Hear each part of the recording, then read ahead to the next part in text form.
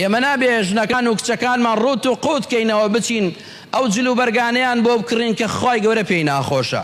ئەتۆ خۆت بە مسلمان ئەزانی حەجی ماڵی خی گەورەت کردووە، ئەتۆ خۆت بە مسلمان ئەزانی دەی بۆ ماڵەکەی خی گەورە نوێژ بە جەماعەت ئەەکەی. چۆن ئەبێ ژنەکە ڕوت و قوت بێت؟ چۆن ئەبێ سەرپۆش لەسەریان نەبێ؟ چۆن ئەبێ جوانی و نازداری ژنەکەت بۆ پیاوی نامەحرەم دەرکەی؟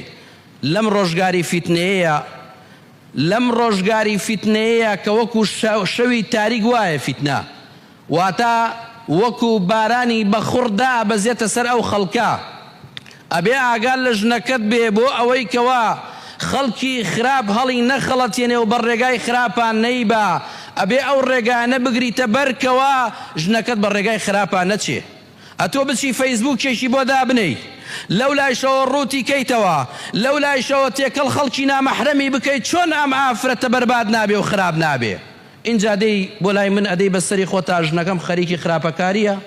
مامۆستا چی بکەم؟ اینجا لەو لاوەچی بۆ مەحکەمە تەلاقێ دەی دەستی ڕەشی خۆتە ئاو هات بە خۆت کردووە، خەتای ژنەکەت نییە. ئەگەر بێت و خۆت ئەو ڕێگانە ببڕیتەوە کە ئابێتە هۆکاری فەساد، ئەو کاتە ژنەکەیشت خەریکی خراپەکاری نابێ، کچەکەیشت خەریکی خراپەکاری نابێ. کچەکە تا 12 شەو تا 2 شەو لەگەڵ کوڕی خەڵکا قساکە بە فەیسبووک، خەتای کێ؟ خەتای تۆ خەتو بۆ کڕیە.